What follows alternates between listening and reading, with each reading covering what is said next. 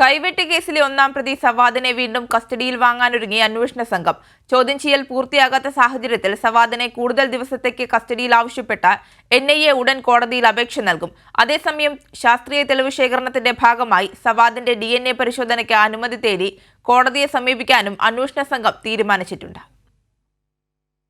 NIAയുടെ ചോദ്യം ചെയ്യലിൽ തൻ്റെ പേര് ഷാജഹാനാണെന്നാണ് സവാദ് പറഞ്ഞത്. എന്നാൽ പിടിയിലായത് സവാദ് തന്നെയെന്ന് ഉറപ്പിക്കുന്ന തെളിവുകൾ NIAക്ക് ലഭിച്ചിരുന്നു. കേസിൽ വിചാരണ തുടങ്ങുമ്പോൾ കൂടുതൽ ശാസ്ത്രീയ തെളിവുകൾ ഉറപ്പുവരുത്തുന്നതിനായാണ് സവാദിൻ്റെ DNA പരിശോധനയ്ക്ക് അനുമതി തേടി അന്വേഷണ സംഘം കോടതിയെ സമീപിക്കുന്നത്. കൈവെട്ട് സംഭവം നടന്ന് 13 വർഷത്തിന് ശേഷമാണ് സവാദ് പിടിയിലായത്. ഇയാൾ ഒളിവിൽ കഴിഞ്ഞത് ഷാജഹാൻ എന്ന പേരിലായിരുന്നു.